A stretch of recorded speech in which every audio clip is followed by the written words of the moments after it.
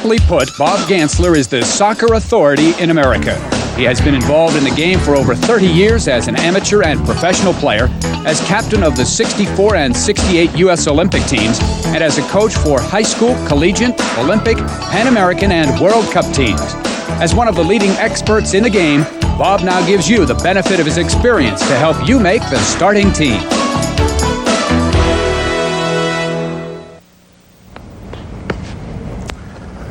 As a father of four, I have faced the question a number of times whether I want my youngsters to be involved in sports, and then which sports. I want them to engage in any activity that is fun to them, and all sports are.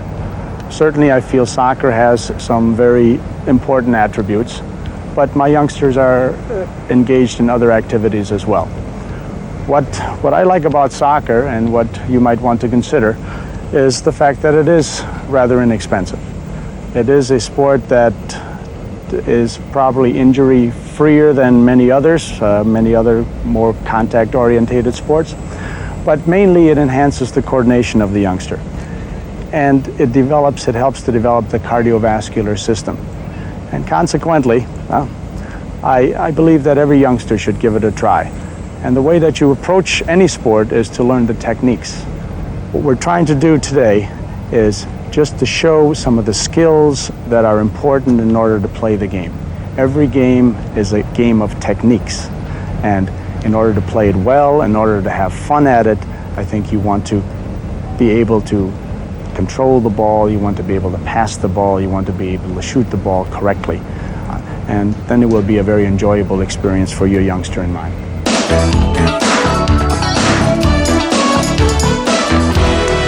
What we have here is a rather competent example of juggling.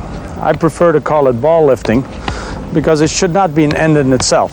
It's not a matter of how long he can keep it up, but what Sasha is trying to do is he's trying to sensitize all parts of his body to manipulate that ball.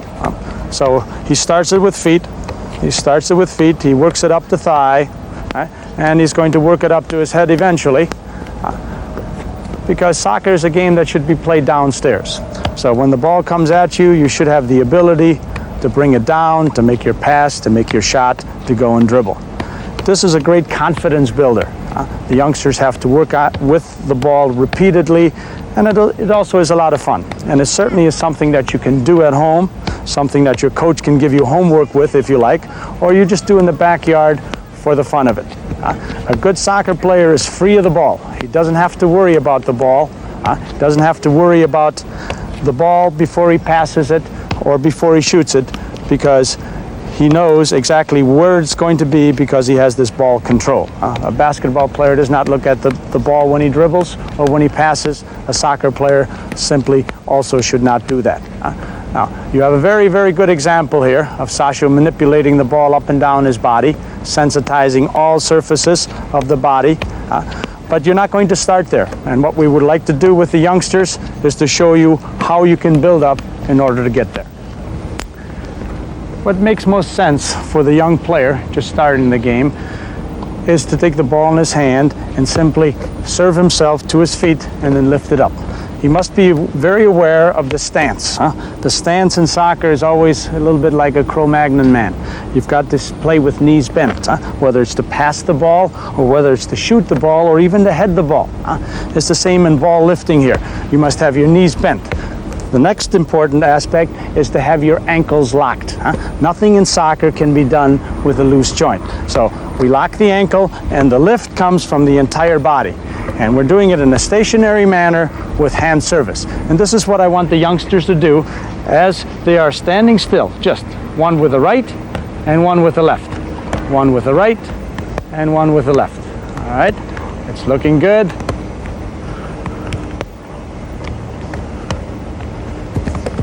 Okay, and hold for a second. One of the common occurrences is the fact that spin is put on the ball. But the reason for ball lifting is, in a game situation, the ball is up there. Now you want to bring it down and take the spin off the ball. You don't want to put spin on the ball.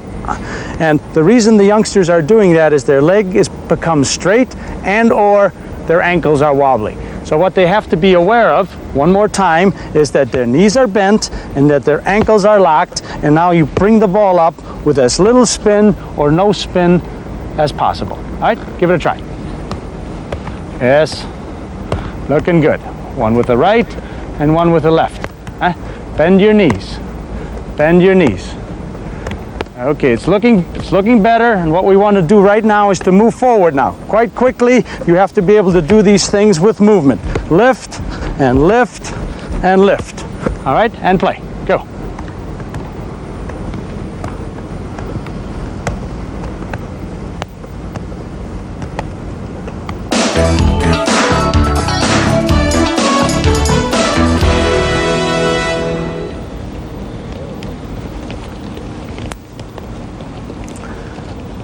The first skill that a youngster really wants to get into is dribbling.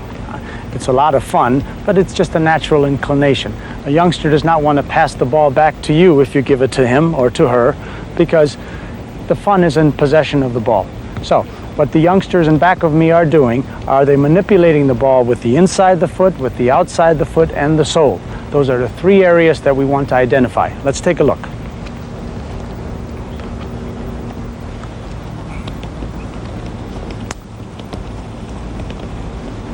Okay, good, and hold. A couple of teaching points here, a couple of reminders for kids, for coaches, for parents. Here, the inside surface, we're talking about this surface. I think that's quite clear. The outside surface is here. We do it from the knee down, and we manipulate the ball here. With the sole, we roll the ball in this manner or in that manner. We can bring the ball backwards, or we can also bring the ball forwards. So those are the surfaces with which we manipulate the ball. What is very important in dribbling is balance. So once again, some of the youngsters are very erect. Soccer cannot be played in an erect manner. You must have your knees bent, and now you manipulate the ball, and you manipulate the ball. Also, there are some myths in dribbling in soccer. Like, you must be able to do everything equally with both feet. That's not true. The most efficient way quite often is a one-footed approach. So if I want to bring the ball to my right hand here, it is more efficient for me to take it with the inside and then push it back to the outside, then take it with the inside of my right, play it to the inside of my left, and then push it in the other direction. So as the youngsters go back to work, I want them to be cognizant of their balance, so they have to be down here, they have to be low, and I want them to play everything with the inside and then quickly with the outside of the same foot. All right, let's go and do it. Especially for, I think, the American youngster who quite often does not want to possess the ball. I think it's very important that the youngsters get into what we call screening. When you receive the ball, you want to maintain possession until you get the right numbers. You get enough help coming forward so that you can go forward. If you get caught with your back to defenders, you want to effectively manipulate the ball around so that you at least half face that individual. And what I'm talking about, as Jeff overplays me here, right, I want to turn, I want to spin, I want to maintain possession of the ball, and at all times, it's a matter of body, ball.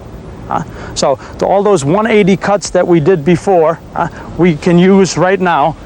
We did it with the sole, we did it with the inside the foot. Here, we cut it with the outside the foot, and now we roll it. So at all times, it is this configuration right here. You don't want to be this way because you're wider this way, and also this gives you much more vision than if you're positioned in that manner. And at all times, you manipulate the ball with your away foot. You don't want to get it caught in here because now he can very easily tackle the ball away. It is a complete screen here. You play over here. Yes, you play there. Good. You turn in this manner, a little bit of a spin turn. You hold the ball, boom, and this is what we want to do. Right?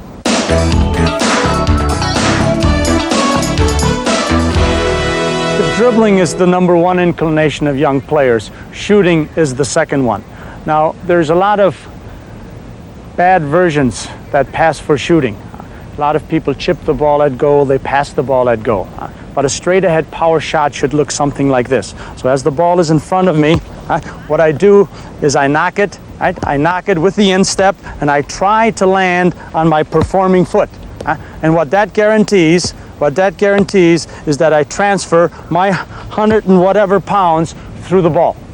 Yes, back again, Justin. Notice, once again, we're back into our Cro-Magnon stance. This is the way it has to be for a soccer player. We put the not in performing foot next to the ball, and the follow-through, yes, Justin, the follow-through is not only forward, but it's also up. It's also up.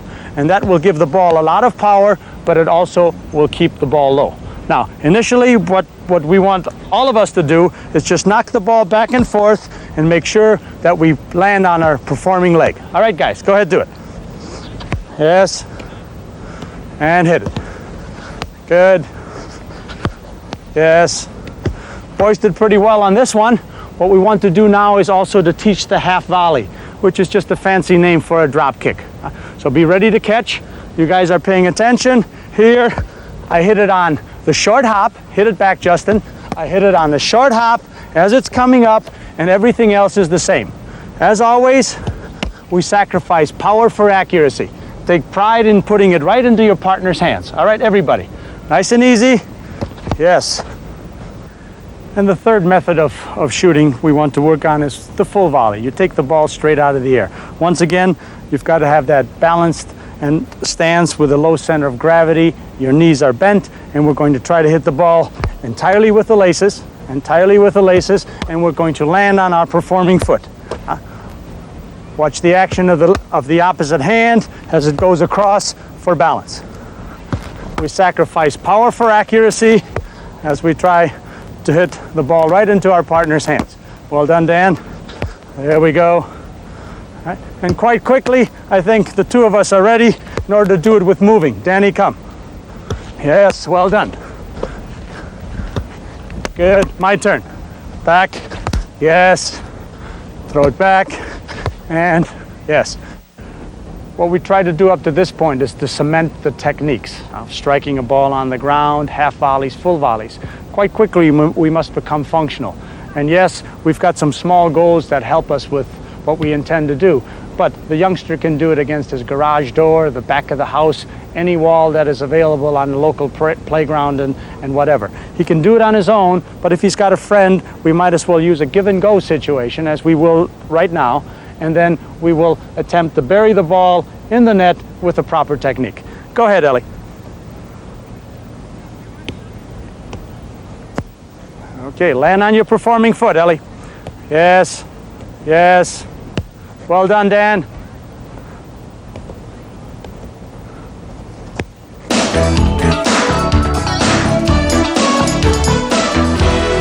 Question is often asked, when should he be able to start heading?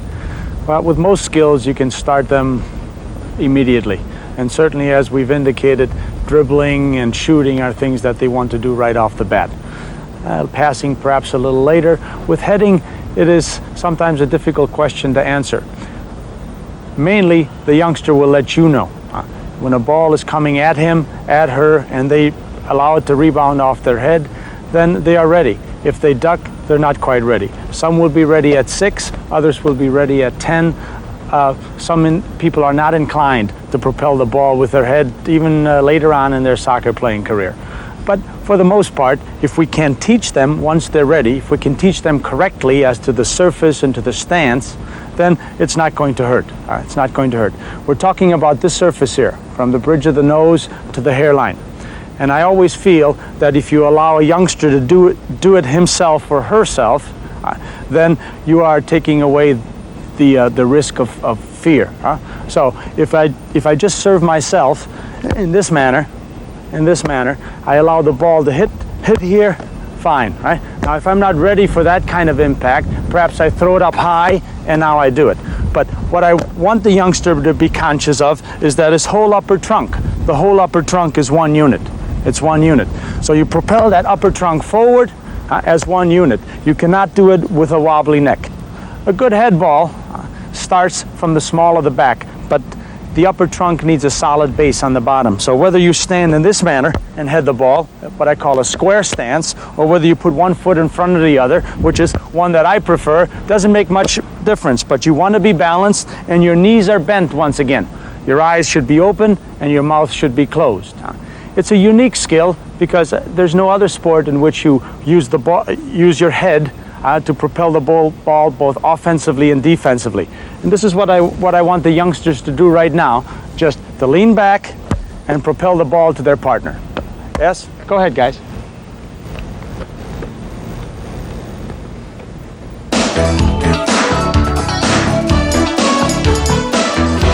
When we talk about passing, there are three main passes. Sometimes they're referred to as the ABC passes. And the first one we want to talk about is simply the inside the foot pass. There's a lot of little things that the kids and the coaches should remember about this pass. Your performing foot is obviously going to strike the ball with the middle of your foot through the middle of the ball in this manner. The way you approach the ball might seem a little unnatural because it is really at a perpendicular fashion. But this is what you have to do, and it's facilitated. It's facilitated if you bend your knees, and we've mentioned that time and time again. A soccer player must do that. Your non-performing foot is right next to the ball. Your non-performing foot is next to the ball, and your body is over. So this is the way we control the ball, and we strike it. Control the ball, and we strike it. Yes. The second pass of our ABC configuration is an outside the foot pass. Now, it's a little more deceptive, it's a little more natural. As you're dribbling and you have a partner at about a 45-degree angle, you use the outside of the foot, And the area we're talking about roughly is the middle of the laces to the outside. There's a short swing below the knee and you further the ball in that direction. So control there and play there. The third pass is the instep pass. And this is probably a little more for the individuals who are more advanced in the game, and we won't touch upon this to any great extent. So the inside the foot pass is done in this manner. Quite quickly, what we want to do here is to do it one touch. Be able to transfer the ball directly to our partner. Quickly, we move into the ball, and we transfer it in this manner. Good.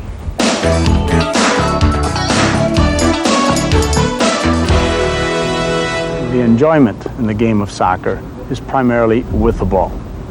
And this is why in this training film we have dwelled upon a youngster's identification with that ball, and dribbling and controlling the ball and shooting. There's another side, it's called defense. But this is something that can be dealt with later on. It requires some intelligence, it requires discipline, it requires intensity. But it is much easier than the play with the ball. There is, however, one position on the soccer field that requires some special attention, even at the under 8 level, and that is goalkeeping. First thing that we're concerned about is a rolling ball straight at. So, rolling ball straight at the goalkeeper, you scoop it up with both hands, you have both feet behind it, you do a little bit of a jump step afterwards in order to regain your balance. If the ball is to the side, we try to get behind it, do our little step, and then we scoop it up. To the other side, yes, we quickly get behind it, we scoop it up, and we take a little bit of a step. There is an alternative way of dealing with the ball. Roll it to me again. You can come down in this manner. You have double security here so the ball does not get through. You scoop it up and do it in this manner. You can also do it to your right or left. Let's start over there. You get there quickly and you scoop the ball up, and yes, and it's with the opposite foot that you secure and make sure that the ball does not go through. If a ball comes at you medium height, yes, if it comes above waist level, you grab the ball in this manner.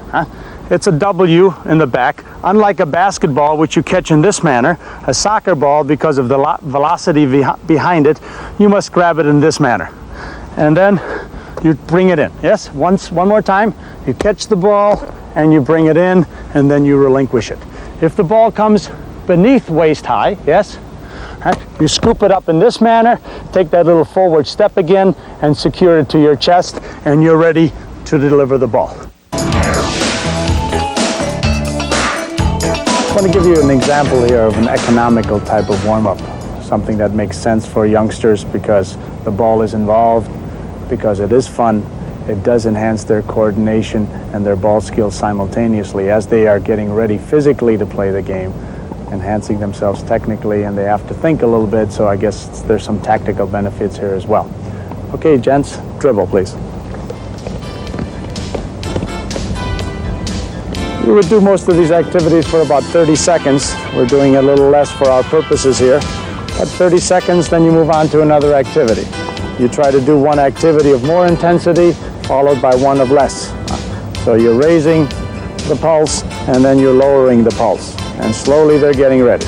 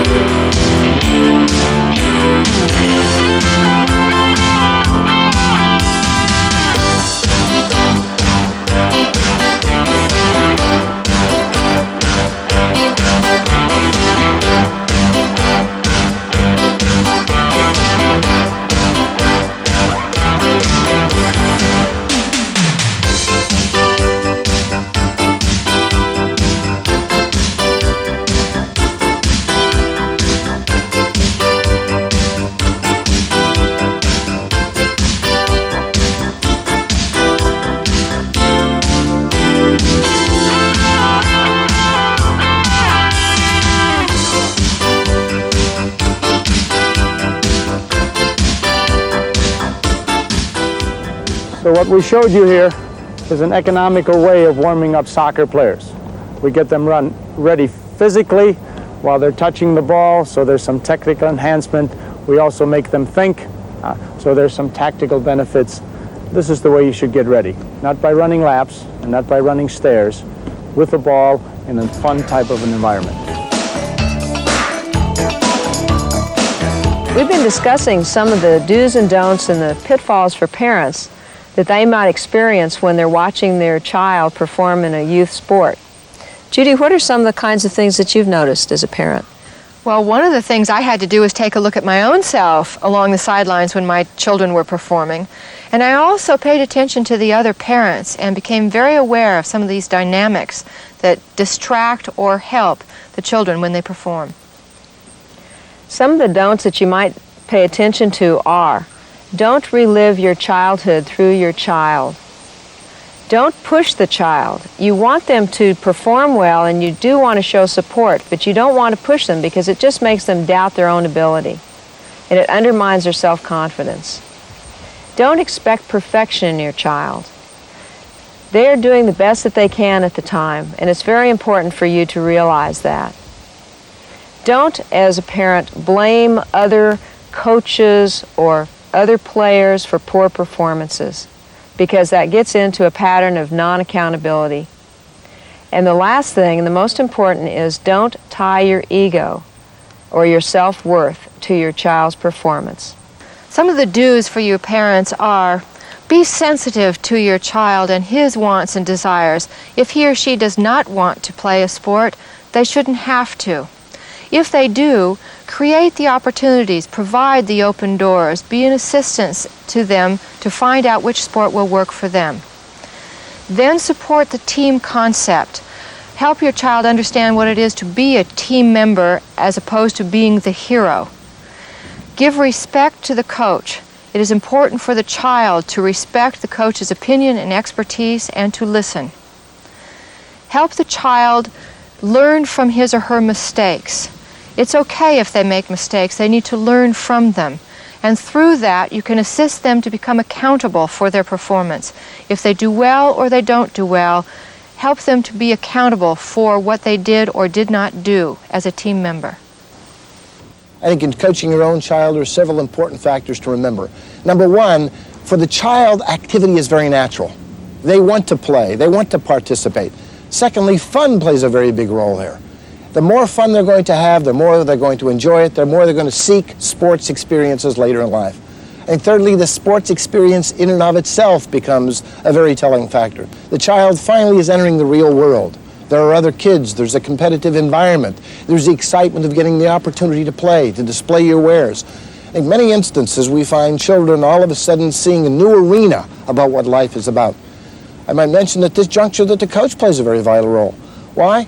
The coach represents the first authority, actually having control over the child in a child's area.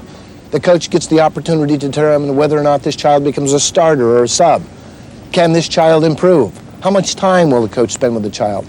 Critical period, because the coach is an authority that makes some very heavy decisions about the child. And positiveness, support, and understanding on the coach's part is absolutely vital. And again, the coach making the sport a fun thing rather than a task, rather than looking at it as something that's preoccupied with winning and losing. Fact of the matter, it's important to remember at the 6 to 12 stage that children really aren't preoccupied with winning. What they're preoccupied with is the experience per se. I've attended many games where kids come exhausted off the field and they're not even sure what the score is, and more important, they're not even sure who won.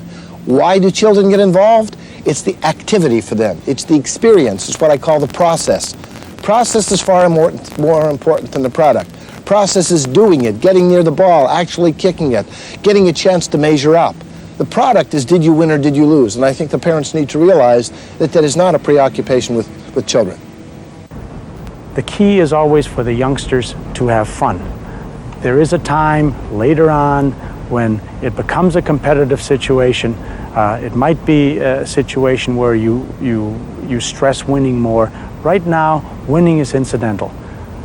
The most enjoyment that a coach should get out of a team is to further develop his players. It should not be a matter of W's and L's, not a matter of wins and losses, but at the end of the year, a coach can sit down, look at his youngsters and say, yes, they're better passers, they're better shooters, they control the ball better, and they've had a lot of fun while they were learning these things.